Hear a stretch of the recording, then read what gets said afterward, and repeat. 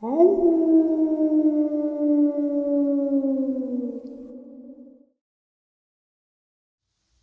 greetings and salutations, everyone, and once again, happy Memorial Day. Today's uploads are going to be centered around veterans who served our country, who encountered creatures while in active duty, in a way of celebrating our fallen men and women who fought for our freedom. Today's a very special day, regardless of how you view our government. The brave men and women, like I said, fought and gave up the most precious gift given to us by God, life. Before we get into today's upload or today's bonus, a couple links. As many of you know, I rely on Patreon, PayPal, channel membership, and the merch to help the channel to continue to grow and go. Links to Patreon, PayPal, and channel membership is in the description below. Merch displayed directly under the video. Also, Dogman Frightening Encounters, Volume 1 through 3, the audiobook versions. They were written and researched by Tom Lyons, narrated and produced by me, Jeff Nadolny. Those audiobooks are available on Audible, Amazon, and iTunes, links to which are also in the description as well. And finally, last but definitely not least, if you'd really like to help support the channel to continue to grow and go, simply subscribe. It doesn't cost a cent. Click the like button, takes half a second. If you don't want to miss out on any of the informative uploads I put out daily, click that bell icon, and folks, please leave a comment. Why? Well, because all these things really do help the channel to continue to grow and go. And yes, folks, they definitely do matter. Now, everyone, I have taken far too much of your time. Let's jump in to today's Memorial Day bonus upload, shall we? Tonight's first terrifying experience. I've been sitting on this for many years now. My aunt has owned a large piece of land, over 100 acres, in northwest Connecticut for many years now. Her property is located in a state park that is mostly uninhabited and only frequented by backpackers. Her land is well off any main roads, and we have to drive through a lot of forest to reach her home. She bought the land and remodeled an old house that was already built on it so that it was more livable. And going up to visit her always had been my favorite thing to do. I've been going up there yearly since I was a baby, and I've spent countless hours exploring the woods, creeks, and land around her home. We call it a farm, although it is not a true agricultural or livestock farm. My aunt does rescue miniature horses, alpacas, donkeys, and back in the day there were some ducks. The animals are on one part of the property where the area has been cleared out for them to graze, get fat, and be happy. The rest of the farm is untouched woods. In the early 2000s, she decided to install a 12-foot fence around the property, although it only encloses about 80 acres of the land she owns. She explained to me that she couldn't stand the sounds of the coyotes howling right outside of her window at night, and that she had some creepy encounters while living there. She didn't go into details of these at the time since I was a young child. She lives alone, so I understand why she wanted to feel a semblance of security in those deep woods. We are originally from the bayous of Louisiana, so being in this type of environment was new to all of us. Anyway, despite being initially unfamiliar with the land, I eventually learned to navigate the area very well as a child. I had my few favorite spots, and one was up on a small foothill in the deepest part of the woods.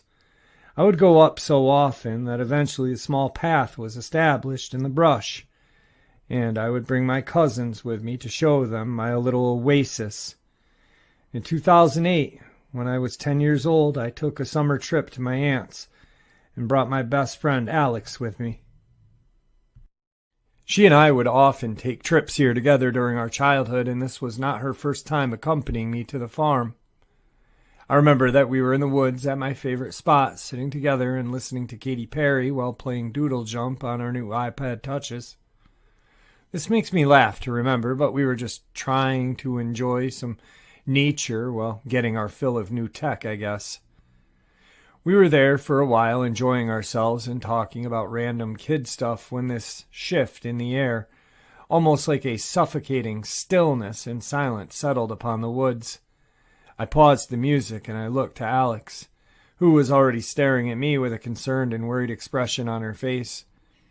We stayed still and silent for a moment, tilting our heads to listen to the woods and search out any of the familiar sounds that normally crescendoed day and night across the farm.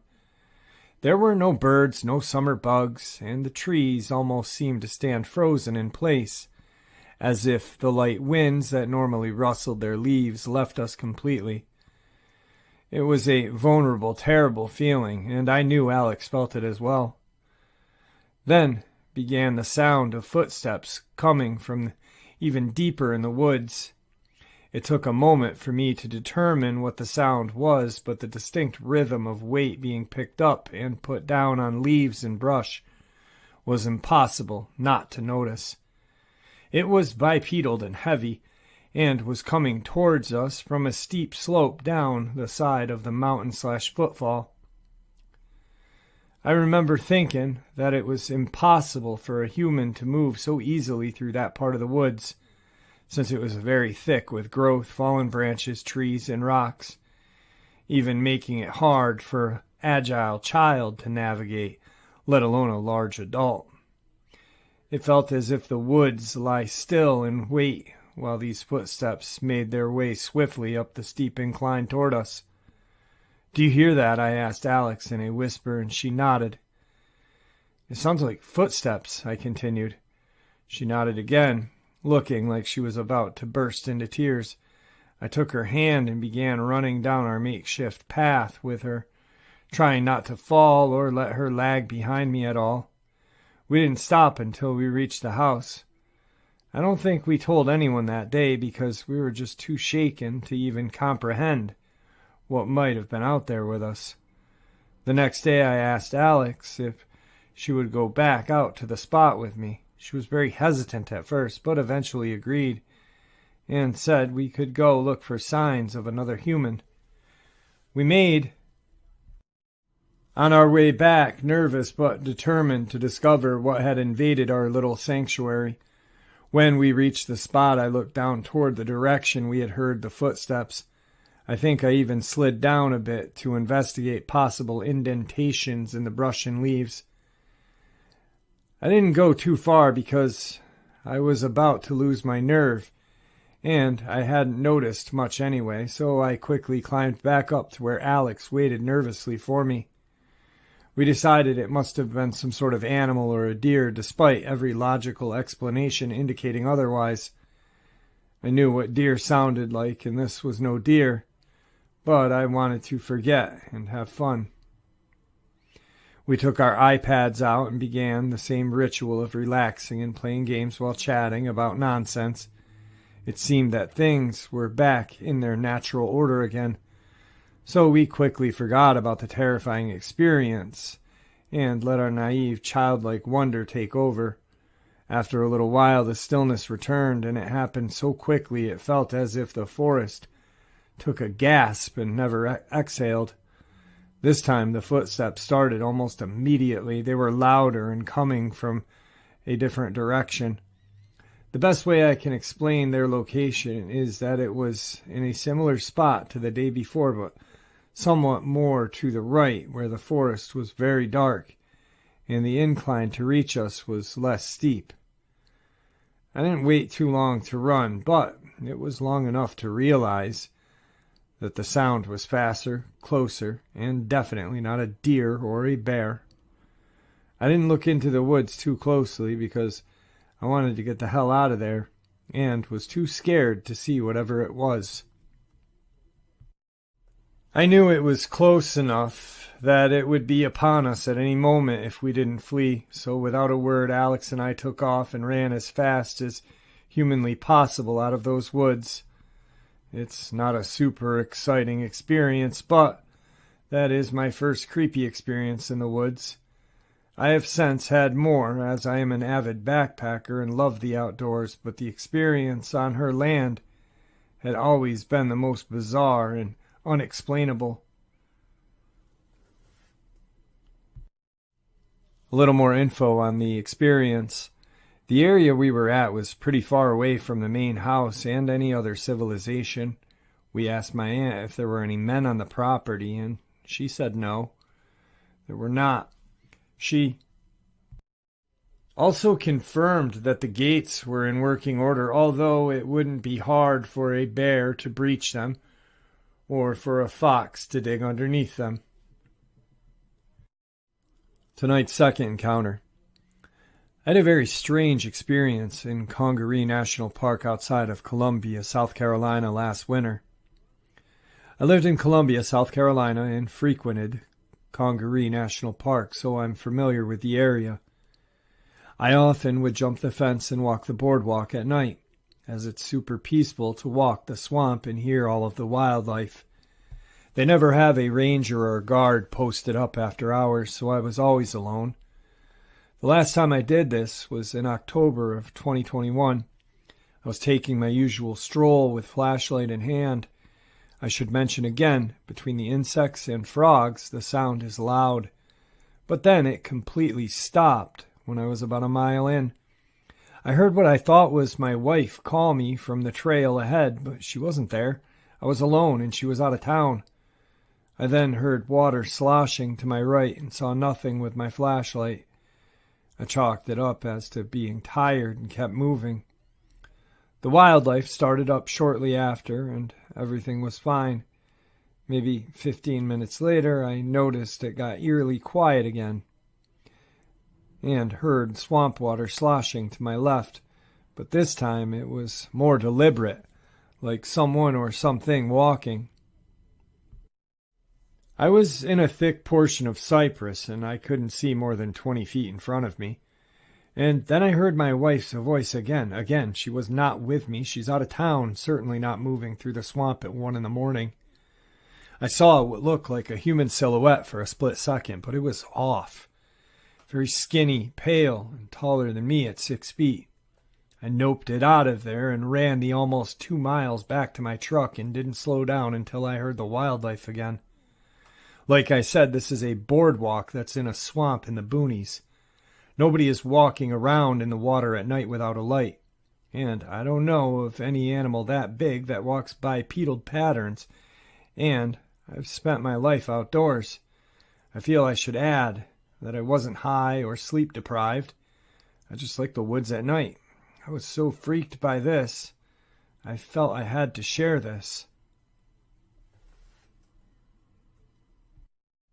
Also, there is no way some meth head was stumbling through the swamp miles from civilization. That sounded like my wife. But then again, it's also South Carolina. Tonight's third encounter. In December of 2016, darkness came early to the woods of my home county, Kent. Mud splashed up my car as I assaulted the camber of a sordid country lane. The leaves on the ground had turned from pretty to pulp. The trees were bare and white. Familiar taste of poison was on the radio, and there was a perpetual tap of rainwater on the roof. In the back were 2 paranormal investigators, my lovely heathen girlfriend, I'm Catholic, but where I am meant to find a tiny bitty cryptid hunter goth at Mass, and her security guard friend who come on hunts with us and thinks it's cool. The air felt pregnant with anticipation as we pulled up in a lay-by. Let me explain. A few months earlier, we had been driving through the same woods when there was still light in the evening, and that same girlfriend had seen something pale, humanoid and white moving through the trees. I didn't think much of it because I've been a paranormal investigator for 7 years, since the age of 18, and pale white humanoids are just a thing that can be found in the woods. Flip forward to that month, and we sighted an abandoned car on the edge of the woodland, a blue 2001 Rover. I ran its make, model, and number plate on the Vehicle Inquiry Service taxed. I checked local crime records and Facebook posts, not stolen. Apart from scratches and bumps, there was no damage to the chassis or paintwork. Then not long after, I was driving through again. The woods are quite close to my house, and turned down a steep 24% gradient single-track road with few passing places. A half-ton stump of oak blocked the roadway halfway down. It had been pulled out of the ground. There was still earth on it, and there was no room for a tractor or a digger up there. Lorries haven't gotten a chance, so the hunting's on. That night we had done the usual spiritual protection measures and carried big sticks and offloaded into the lay-by near a path that led into the woods. We pounded up a narrow defile after the introductory field, which opened to the lee of the main wooded overlooking a cleared valley, and then walked through. There were no problems at this point. We had heads on a swivel, sticks ready, and aside from the hooting of an owl and the occasional rustling, there was no sign of any creature awake. We filtered through a narrow single-file section of tightly packed trees, came to another field. We reached the path that led out onto the road, miles from our entry point. Nothing happened, so we spread out and started to nose around in the undergrowth, hacked through a few bushes, inspected a few runs and trails. Something bigger than any wild animal in the United Kingdom was about, and wait, those footsteps were of a biped. A small one, not the hulking thing my girlfriend had seen. Possibly a cryptid, possibly a fat chicken. We decided to retreat as the bushes, particularly holly, got thicker. A midget had a distinct home field advantage, but on the way back through the tightly packed bit, we began to hear something fowling. It didn't seem to come closer than the entrance. Then we heard movement off to the side, a jittery, uncertain sort of clack that didn't build up or slow down. It started, then stopped. Energetic, then not. The owl's hooting began to coincide with it, which slowly turned the owl from, just an owl, to a near constant presence in our minds. When we got back to the main wood, the clacking and rustling gathered pace and came from multiple directions, mostly from up the hill to our right. I volunteered to go back because, after an encounter in 2014, I really wanted to take a swing. But the gradual crowding of creatures implied that was not going to be an option. So as we began to run out of room, even as we picked up pace, it became harder and harder to keep formation. I remembered a trick from my youth, an eagle scream. I did eagle impressions as a kid, using some tightening deep in the throat, and it was so loud and unexpected that the pattern of rustling was broken, as if our stalkers did a double take. We used that opportunity to have it away from our toes, back into the defile bordered by thorns and barbed wired fence, where we had the commanding position. They would have had to have run at us straight onto the sticks. They didn't charge. Well, we heard them move sometime after the scream. They didn't come anywhere near the road, and the excitement had died down long before we reached the car. I've yet go back in, only because they don't seem to be that much of a danger. Farmers have seen them run across fields, but rarely. Dog walkers go through there all the time. There are horses in the surrounding fields, and a few homes on the edge of the forest. Tonight's fourth experience. So I'm sharing this hopefully to get some help identifying what I saw, because I've been trying to figure this out for about 3 years now. I was a United States Marine from 2014 till 2019. I deployed to the Philippines to help out some joint operations against ISIS. after the siege of Marawi. Basically, all we did was stare at the top of the jungle canopy looking for heat signs, then communicating fire missions for artillery and putting warheads on foreheads. Anyway, we're like 3 months into our deployment, 4 hours into this mission staring at absolutely nothing. We're about 12,500 MSL at the time over the mountains of Basilan with real thick jungle canopy. Even with IR, crap is hard to see. It's like trying to find needles in a haystack with Vaseline in your eyes. But when something's above the canopy, like a helicopter, birds, or monkeys in the trees, it pops, and you can get some good definition depending on how good the camera operator is. A good trick to know if you have a hotshot camera guy is if they can fine-tune the IR to see leaves in the canopy instead of a big gray-colored blob, and atmospherics. I was the camera guy, and I was just chilling, staring into the void. My pilot was burning circles into the sky for hours. I asked my officer in charge of the flight if I could go smoke while the pilot took over the camera after I locked onto a geo point to keep the camera from going all over the place, and he said, yeah. So I went to smoke, and like not a minute later I hear my boy inside flying go, dude, you might want to get back here and look at this. So I went back inside all ticked off because I hadn't even finished my smoke. But then I saw what my pilot had locked the camera onto. I hop back into the seat and take back control because I'm like, oh crap, hotspot? Is it a cow? Is it ISIS? But it's like definitely none of those things. It's flying just above the canopy at a pretty good clip, flapping and gliding on what I can only assume were very large pointed wings. At this point, it's just a very dark shape moving over the canopy until I clean up the IR image and start picking out more. At first I'm like, dude, it's just a big-ass bird, but then I see a rounded head at the front and a small space in between what I assume was a tail, making me think of legs. We're like at 12,500 MSL, so detail wasn't amazing, but you can make out general shapes. Like if I have a good day for atmospherics, light, and altitude, I can tell an RPG from an AK-47 if I'm lucky.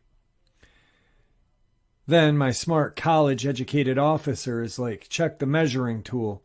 Looks kind of big. We have a tool that uses geodata, altitude, and the aircraft's position, allowing you to use the laser and the program to let you know how long a distance is between 2 points. We mostly use it to measure buildings and artillery shot distances, but given we had the height of the canopy, we didn't see why it wouldn't work. So I took a screen cap of my cam and sent it to my pilot to work on while I was still on lock. He does math and comes up with roughly 6 foot in length, head to toe, and like a 17-foot wingspan. As I watched it fly, I kept thinking, like, that looks like a bat. Just the way it flapped and moved, that general shape, not like a bird. I couldn't pick up feathers, and I didn't see a tail. Its wings definitely came out like angular and stretched, just like a bat's. Me and the crew talked about it, passed it up to a higher level, but eventually we had to actually go and do our jobs instead of becoming amateur zoologists. But after that flight, I just couldn't shake the feeling or place what the hell that thing was. Fun fact, the tree right next to our smoke pit is absolutely filled with fruit bats, and it glows in the IR.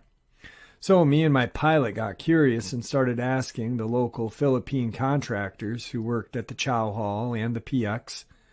A bunch of them laughed and told us it's because we stay up way too late since we work the night shift. But a couple of the older ones told us about the tick-tick, like some kind of big old flying MFer that eats babies. And I was like, oh, that seems to check out. In an effort to disprove giant baby-eating man bats, I'm hoping someone can, I don't know, come up with an answer? Tonight's final experience.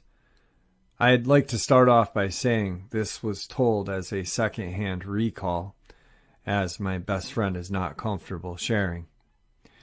We'll call my best friend A for privacy reasons. Well, A and I live on the edge of our town in Wisconsin in this little cul-de-sac surrounded by woods.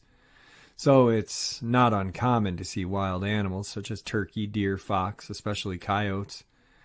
Last year, when she first spotted the coyote that seemed too big to be a coyote, she didn't think too much about it and assumed some old lady thought it was a dog and was just feeding it. Well, towards the end of the winter this year, she saw it again, this time similar to the last. She noticed that something was off about this random coyote and pegged it off as a large coyote she saw during the summer last year. So, a bit of context behind A. She has a 2-year-old and is a smoker, so she often goes outside to smoke. Most times she's alone. About a week ago or so, A was outside smoking while her mom was watching the toddler. When she heard this clicking sound, similar to how one would summon a cat or a dog, well, A's toddler just recently learned how to make that sound, and had been making that sound fairly frequently. So her initial thought was it was her daughter, but there was something really wrong with how it sounded. It didn't sound like her daughter. A said it almost sounded like someone trying to mimic her daughter, but couldn't go to do it right. A opened her front door to see if it was actually her daughter, but when she looked in at her daughter was sitting there quietly watching TV. She closed the door, still looking in, and heard the sound again. Her daughter hadn't moved from the position she was in. A looked toward the tree line and saw nothing. She heard a sound again. She looked towards the roof of her house and saw this weird fleshy thing that didn't look like anything or any animal she had ever seen. It looked at her and then jumped to the next tree to A's house. This is when she said the panic really hit her. We recently had a real bad storm that damaged that particular tree that this thing jumped on, so the tree had no branches and was very unstable. Even a bird would make it sway if it landed on the tree. So when she didn't see it sway or hear a thud, she got scared. A ran over to the tree and saw nothing, not even a shadow. She looked toward the tree line and didn't see anything, but felt very uneasy. Since that incident, every time she goes outside alone at night, she feels eyes on her and overall a sense of unease. On a few occasions, she'll hear bone-snapping crunches, similar to twigs snapping but louder and nastier, as well as growling. A said everything about it just seems off and totally wrong. Keep in mind, this only happens when she's outside alone. Whatever is only targeting her. She also mentioned that sometimes when she flashes a light towards the tree line, instead of the usual yellow eyes that shine back, they are white.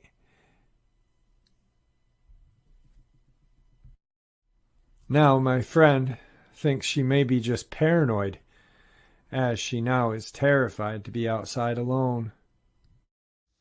All right, folks, I hope you all enjoyed this Memorial Day bonus upload as much as I enjoyed sharing it with you.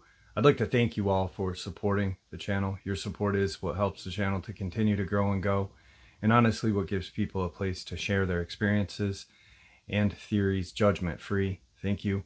Everyone stay safe, happy, healthy, and ever vigilant, keeping an eye on our children, our pets, family, friends. These creatures are real, they are out there and dangerous. Share this information with those you love and care about, and it may just help save their lives someday.